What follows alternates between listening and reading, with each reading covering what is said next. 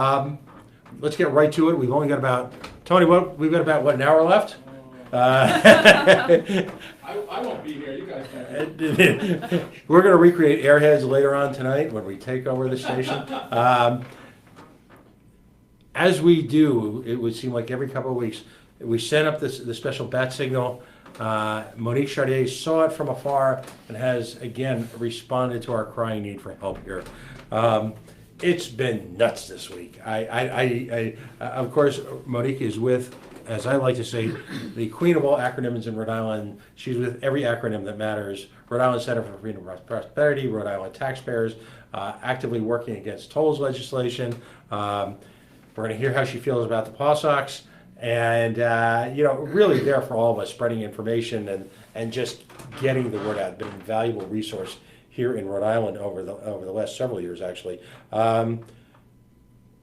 What was nuttier this week? Well, I have to say that what you did in bringing that resolution forward at the Cumberland Town Council and the reaction that got and the people that brought out, I mean, kudos to you. That was terrific what happened there. Yikes. It was, I will admit to no small amount of pleasure to giving my rant about poster children for corporate welfare when the poster children were actually sitting in the audience. I'm not sure if they're quite used to that sort of hands-on treatment. I think people in Rhode Island defer to them too damn much. But it's important to speak the truth, whether they're there or not. It's Right. very important to speak the truth. Did you think we were, there were some cases, in fact, the fine folks at the Pawtucket Red Sox decided to call me out today and thought that what we did was, their words, was ridiculous. I thought we were just discussing fundamental economics. Yes, number one, you were discussing fundamental economics. Number two, you were a good citizen engaging your government at the local level and petitioning them for what it is you feel is best for the city and the state. So I couldn't disagree more with that characterization by the Paw Sox. There are those in the media, we know who they are, who thought it was wildly inappropriate to have a conversation at a town council in a town that is a direct abutter, if you will, separated by the quarter square mile of CF, a direct abutter to a city that has got a real potential to have this economic behemoth, taxpayer subsidized, dropped in their community.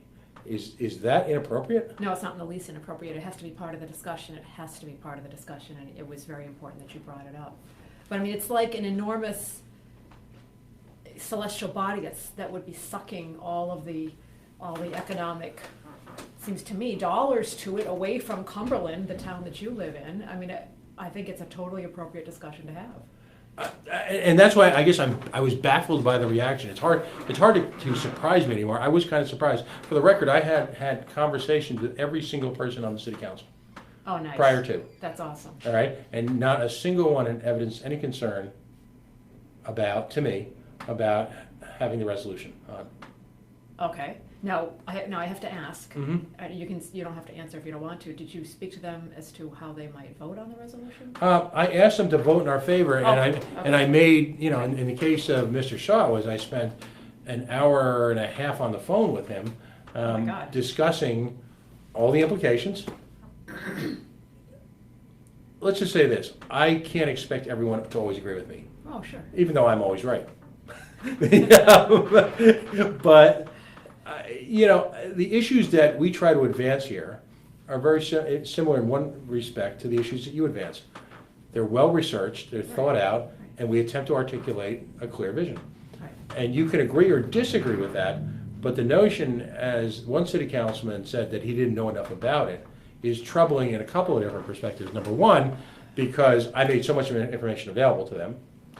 Okay. Number two, this is on an ongoing basis outside of the much loathed roadworks.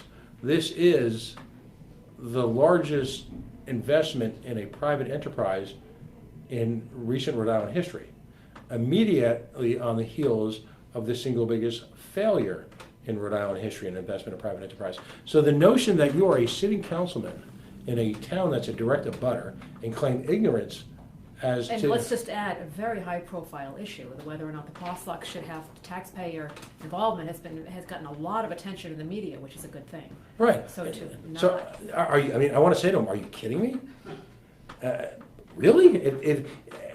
I find that far more troubling than someone who says, I disagree with you, this is going to be an economic force. right, right. That we can disagree on, I'll never agree with them, so I won't agree to disagree, but It's Point- an honest statement on their part at Right. that point. but playing stupid at this point, and that's the word I'll use, is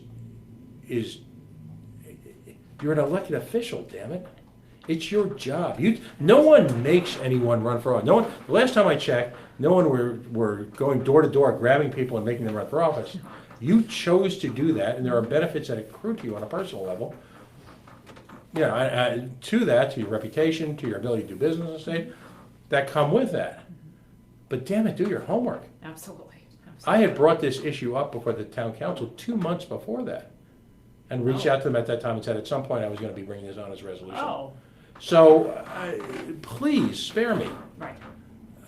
One of them is, and I won't mention names now, but one of them is a well-known Jeter acolyte. The word was that the touch went down from the highest levels in the state senate on a couple of the representatives, one in particular.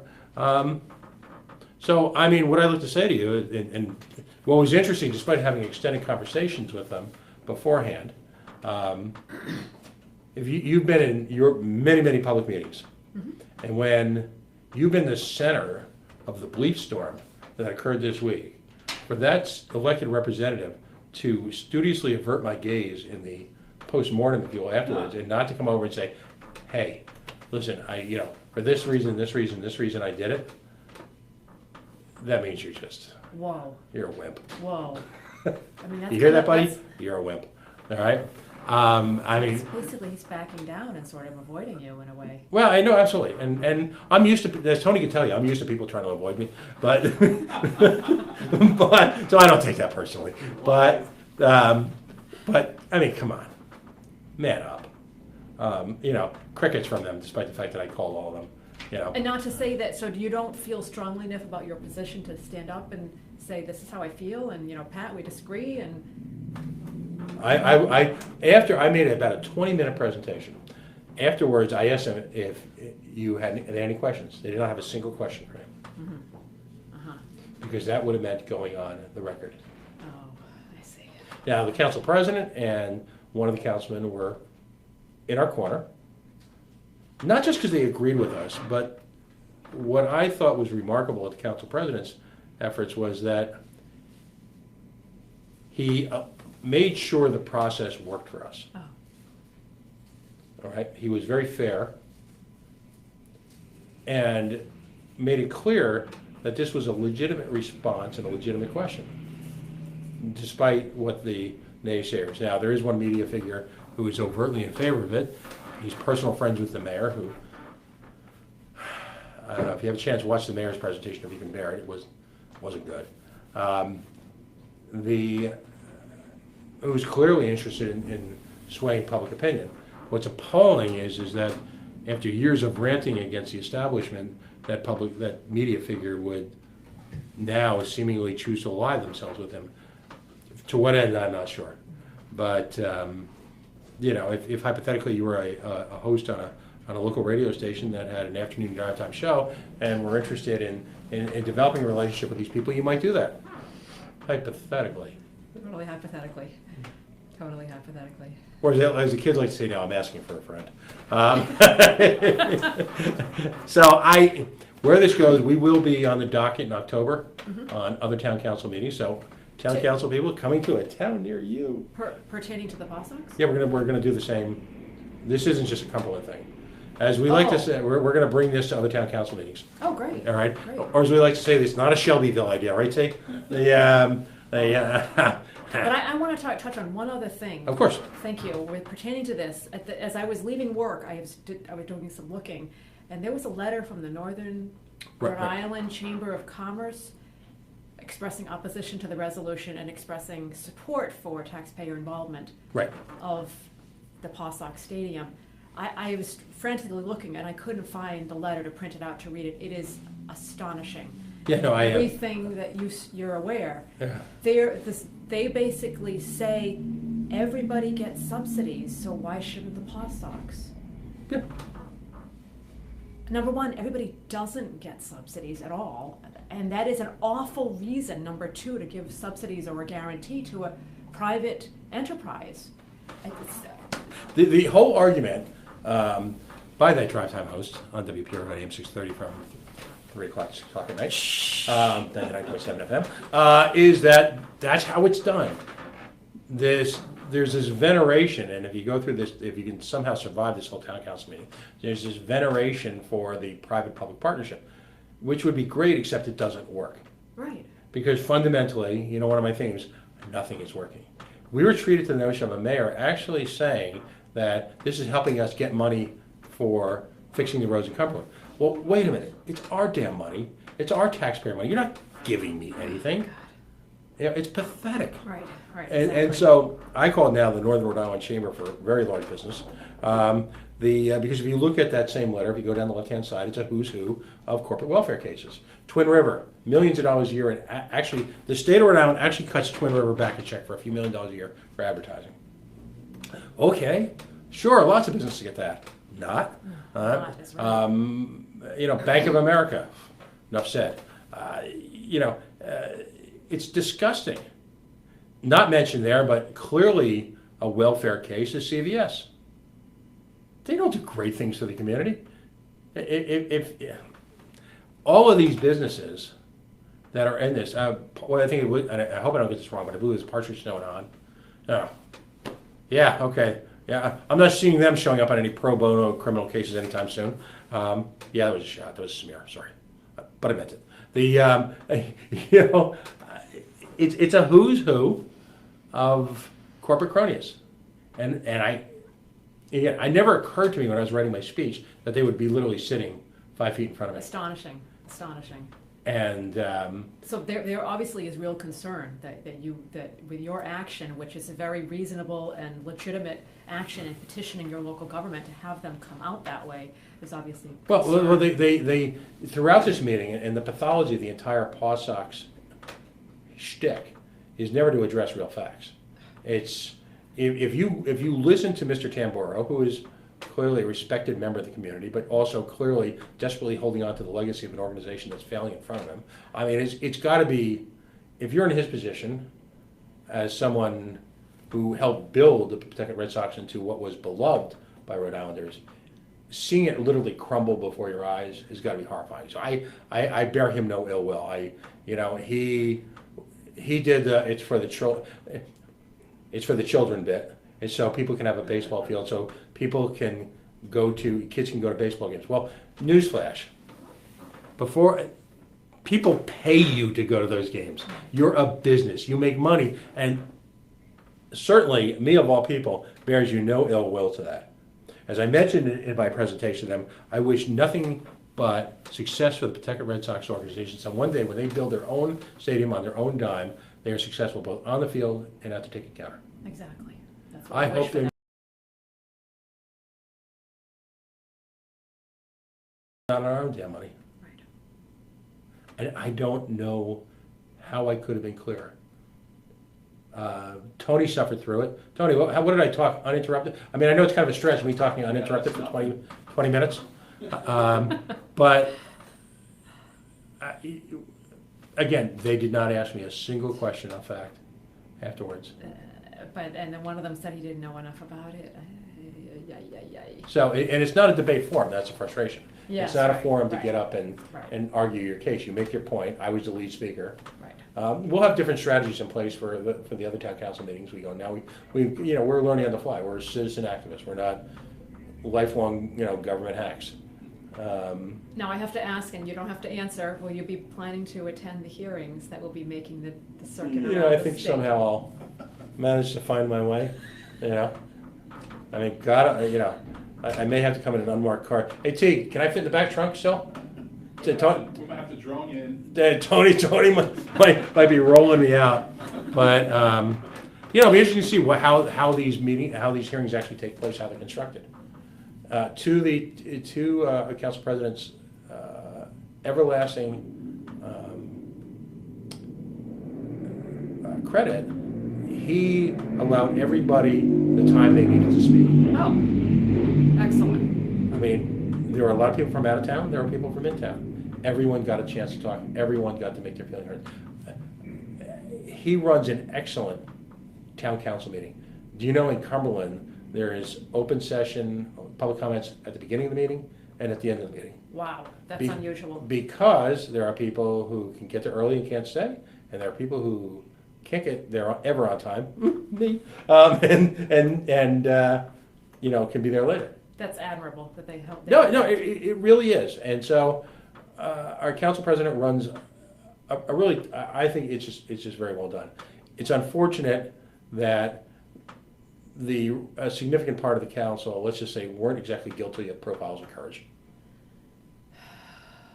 But that's why you have elections. Yes, exactly. And there are one or two people there that, and I'm no political powerhouse. We're not some A-list media organization here. I don't pretend to be, a drive time host from 3 to 6 o'clock at night on WPRM 630 99.7. I don't pretend to be that, From what I understand, it's a good thing. But we don't have the kind of clout, but you know what? Our number are growing, and what I hope we accomplished was a clear recitation of a belief in small business, a belief in free market principles, a belief in open government, because we demand that if in fact this subsidies go forward, that it be voted on in the spirit of the Rhode Island Constitution. That's right. That they not hide behind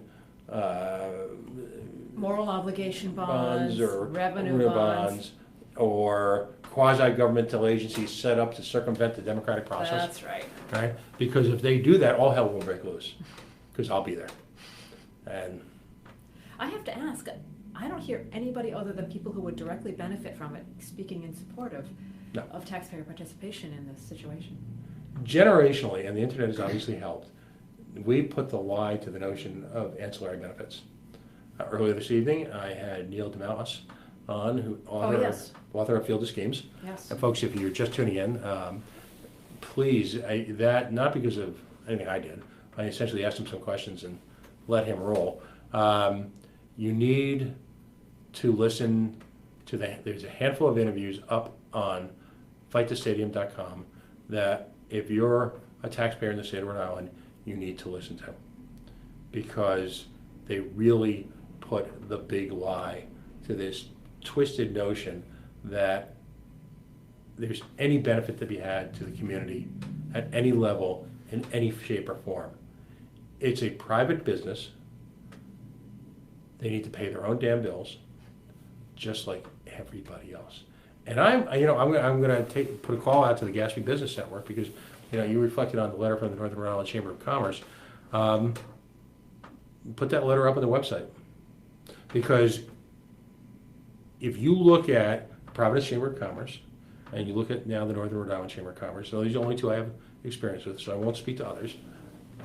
They may be fine organizations, but those two are typical of big Chamber of Commerces that exist merely to generate funds from government for corporate welfare.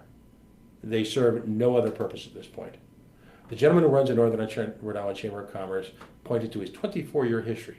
Anyone who takes a ride through Cumberland or Woonsocket or CF or a significant portion of Pawtucket, all honorable towns filled with a lot of hard-working people, he hasn't been very successful. And if his idea of economic development is these Hail Mary passes using taxpayer money, he pointed out in that letter the success in getting GE. Do we consider paying nearly as much money to a tiny subdivision of GE as Boston will expend? At least within a few tens of millions, because God knows numbers don't count anymore in Rhode Island. It's Rhode Island math. Numbers. But is he drawing a moral equivalency between, say, the state of Massachusetts spending $150 million on infrastructure and getting the corporate headquarters of the General Electric Corporation here, with getting some as yet undefined division of GE that hasn't really been created yet? Is he really doing that? And at the taxpayer's expense. At the taxpayer expense? How many thousands of dollars per job? Right, I don't, in the thousands. What do you guys speak to all the time? Create an even playing field. Exactly, that's exactly right. That we need an even playing field, lower regulations, lower taxes. Don't be handing out special deals to particular companies to get them here. Make it so that companies want to come here, and make it so that companies can thrive, not at the expense of all the other taxpayers. Just make it naturally, organically make businesses able to thrive here and to flourish here, and don't be handing out taxpayer subsidies. That's not the way to do it. We need to create an even playing field. And you know, there's enough of a track record. One of the things I traced was the evolution of, in my speech, covered a lot of terms. It was the evolution of the bonding that was done for 38 Studios. Yes. Talking about organizations like Capco Steel, talking about Alpha Beta, talking about the myriad of failures. And they called me negative. Oh. Somewhere Joe Trillo just smiled. Am I being negative? No, you're not in the least being negative. And by the way, I want to add to that list the Providence Economic Partnership. Right, yeah, excellent point. Loans that they handed out, and the failure rate of the companies that got loans from the taxpayer-funded organization Providence Economic Partnership, 60% of the businesses failed. Right. So that's not negative, that's pointing out the truth, and that's things that we need to be aware of when these new projects come forward and ask for help, ask for subsidies, ask for revenue. And as was stipulated in court, in the later years of the PEP, loans were being given to people who were setting up shadow companies. And a certain building, Tony, downtown Providence, where a couple of former speakers of the House hold law, and I don't know, there was some sort of radio station there, Tate? A long way from home. Yeah, exactly. That's the level of depravity. Exactly. No, that has to be pointed out, that a lot of times it does not go well when government gets involved in private enterprise. I mean, it is totally appropriate to point that out. Right, and legion and legion of speaker we've had on the show, folks like yourselves who are local activists. We've had PhD level economists. We've had, in a sense, what I was thrilled about today was I've had the two kingpins, if you will, of analyzing sports and government collusion. Victor Matheson, professor at the College of the Holy Cross, that interview is up, and tonight, Dylan DeMoss from Field of Schemes, who wrote the book Field of Schemes, which I consider sort of the Bible, if you will. This is critical information that people need, and Right. I would urge people to go to your website and look at this and consider it as you listen to the debate. You can spend an hour on that site and feel fully, because we're also going to be putting up the DMV study this weekend. We managed to get a PDF on that. I'd like to thank a certain former congressional candidate for that. Thank you. Looking forward to that. Yeah, we'll have that up so you can read that fairy tale. By the end of this weekend, you can look at all this stuff and really get a handle on the facts, not the urban legends, not the generalities, not the cliches. The facts. The facts. Exactly, that we all need to be guided. Yeah. Again, thank you for coming in tonight. Oh, you're welcome. Thank you so much. Thank you so much. Folks, this segment, by the way, was brought to you by iServices LLC, iServicesLLC.com, server maintenance, SEO, marketing. I think Tony's explained to me, they call that search engine optimization. Yeah, I'm learning. SEO marketing, virus detection, networking, everything you need for the computer life you lead. Of course, iServices LLC, one of the original sponsors of the Coalition Talk Radio in our earliest form. We're grateful for their support, as we are Air Sciences, as we are Beacon Shipping and Logistics. We've got an exciting new sponsor coming on next week, folks. If you'd like to sponsor this organization, please support local indie media. None of us are here for the bucks, believe me. It's all about local activism. Reach out to RI Future, reach out to Rhode Island Free Radio, and of course, please reach out to Coalition Radio. We need your help if we're going to continue this type of programming. Hopefully, if you've taken the time from your Friday night or you're watching one of our YouTube broadcasts, we understand that you do have a number of places you can go for information. We're very proud of the fact that you would choose this one at any time on any one of the number of issues we cover. But like so many of the organizations I have on here, we could use your support. And of course, coalitionradio.us, facebook.com/the Coalition Radio, and the mighty Twitter at coalition_radio. Monique, you're with the Rhode Island Center for Freedom and Prosperity, as well as the Gatsby. Right, rifreedom.org. And how about the Gatsby? Gatsby.biz, and the Gatsby Business Network has an event coming up September 27th. Go to our website in Warren, Rhode Island, attend the event, learn all about the GBN at that event, please. Right. Particularly if you live and work in Northern Rhode Island after this week, and you still send dues to the Northern Rhode Island Chamber of Commerce, and you then complain about government Rhode Island, this is me, this is not my guest, me saying this, well, shame the hell on you. Because I can't think of a single project, post 38 Studios, which is more reviled by Rhode Islanders of every background, of every political stripe, of really everybody. Everybody hates this. It's absolutely true. So give the Business Network a shot. Folks, it's been a great night tonight. Thank you so much for listening. I hope you'll listen again on our Facebook page at coalitionradio.us. Monique Chartier, our earlier guest. Folks, we've listened as always. This is the Naked City. There are thousands of stories here. We've listened to 3 or 4 of them tonight. The unique common denominator, if you will, amongst all of them, whether you're a sports economist and writer in New York City, whether locally you're fighting for the rights and the liberty of individual refugees who've literally escaped the most horrifying circumstances imaginable to seek liberty and justice here in the United States, or if you're a hardworking activist working for economic freedom for everyone here in Rhode Island. These are people who take it, #taking it personally. We hope you'll stay tuned next week. More great guests. You'll see us out and about. Follow our Facebook page. Stay in tune. Get involved in this stadium debate. It's critical. We'll see you next week. Have a great weekend, great weekend, great weekend, great weekend.